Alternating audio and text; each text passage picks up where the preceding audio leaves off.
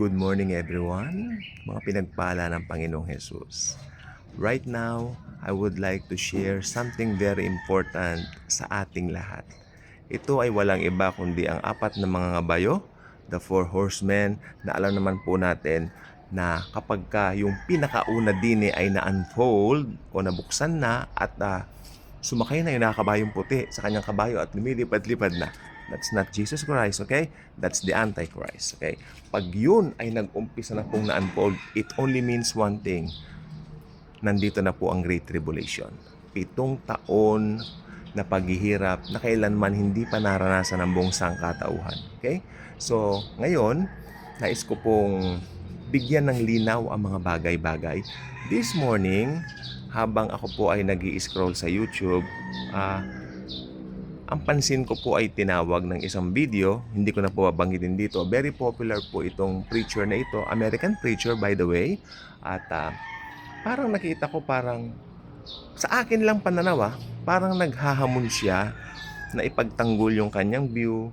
Tapos yung iba naman na mga kasamahan niya ay para ding ganun din ang ginagawa. At yung mga preterists, syempre hindi natin kapareho ang paniniwala, parang nagkakaroon sila ng sagutan online. Sabi ko, this is not a good thing. Mali yan. Dapat bilang mga magkakapatid sa Panginoon, maggalangan tayo. No? While ang mga bagay na yan ay maganda, pero tandaan po ninyo, hindi po yan yung pinaka-main essential for salvation. No? Dahil ang pinaka-main essential sa salvation natin ay yung ginawa lamang po ng Panginoong Hesukristo sa krus ng Kalbaryo. At maliban po doon, wala na po. No? So wala na po tayong ibang... And I would like to call your attention also na nagpapasalamat ako, may nag-comments, I love dogs. So wala na tayong magagawa. It's rolling, the camera is rolling, nandito na po tayo. So I hope maunawaan po ninyo, talagang napakaraming aso. Sinusundan po ako ng ibang aso.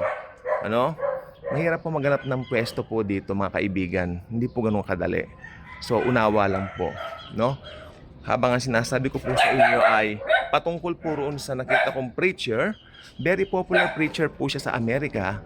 Pero nakita ko parang mahusay siyang maglatag ng mga debates, which is not good and not healthy sa body of Christ para po sa akin, no?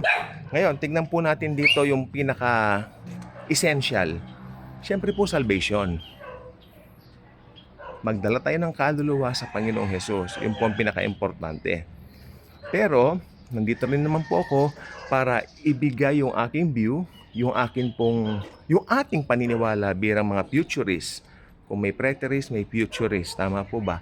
At talaga po namang angkop naman kasi ang futurist po ang talagang kinakatigan o inaangkopan ng Biblia. Dahil lahat po ng mga nakalagay doon na mga views ay talagang pang future. No? At maski nga iba futurist na, meron ding ibang views regarding the rapture. Meron pre-trib, may mid-trib, may post-trib. I am a pre-tribulationist ever since. Okay? So, ngayon, yung mga ngabayong puti po ba naghahasik na ng lagim? Okay. My view, hindi pa po. Kasi maghahasik lang po yan ng lagim, or should I say, lilitaw pa lang po yan sa eksena kapag ka na-unveil na ang rapture. Ibig sabihin kapag ka naganap na ang rapture. Once yung rapture ay naganap na po, asahan po natin na sunod-sunod na po ang mga pangyayari. Hindi na po mapipigil ang mga pangyayari. No?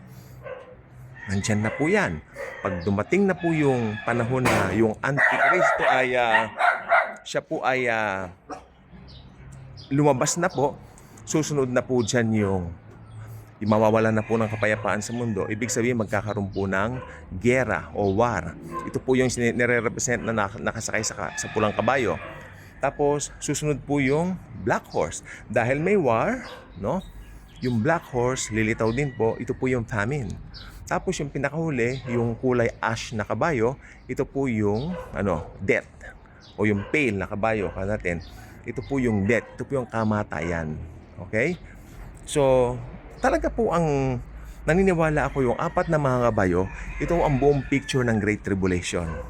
Tingnan nyo, umpisa sa Antichrist, matatapos sa death.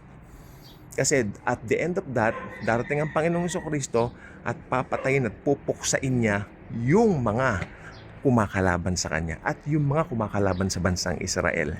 At doon kikilalanin nila ang Panginoong Jesus bilang kanilang Jewish Messiah na sa loob ng matagal na panahon, kanila po siyang tinanggihan. No?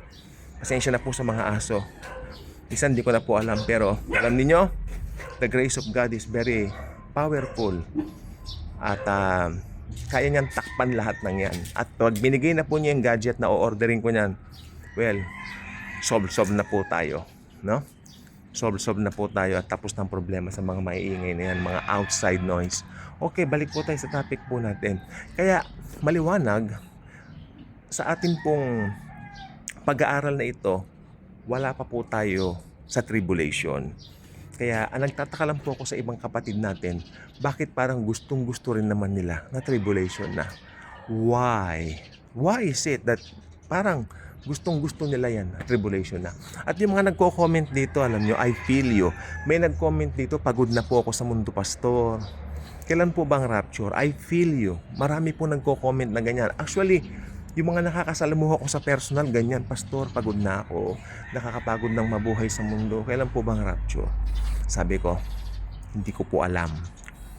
Tulad ng ipinahayag ng Panginoong Jesus, wala po nakakaalam niyan, no? Ang alam lang po natin ay ang mga senyales ng second coming. Sabi ko, na binigay naman niya, inilahad niya sa Matthew 24, na yun po ay talagang senyales ng second coming.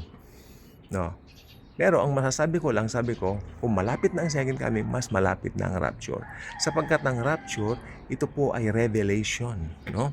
Ni-reveal, no, sa mga believer, sa mga kay Paul para sa mga believers, because Paul is considered to be the apostle, or should I say talaga naman the apostle to the Gentiles.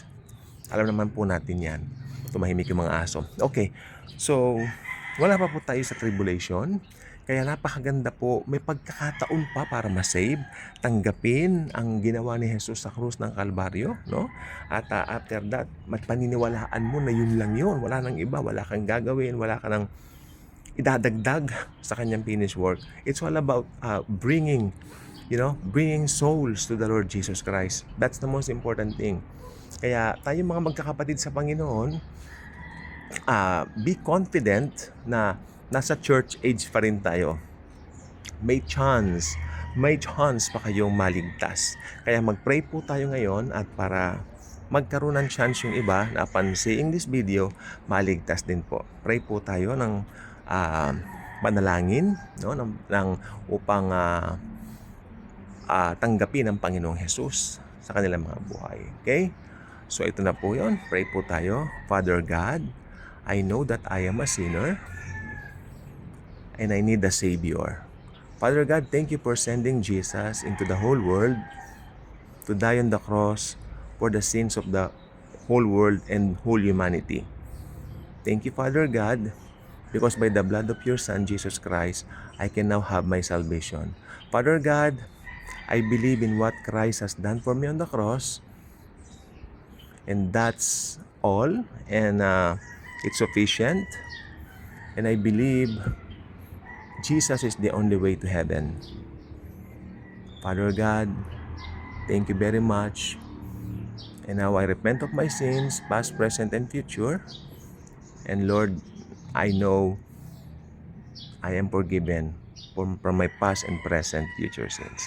Thank you, Father God, for your love and for your care. Thank you for saving me today.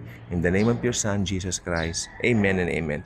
If you pray that simple prayer, I believe you got born again, you got saved. This is the right time for you to share the good news.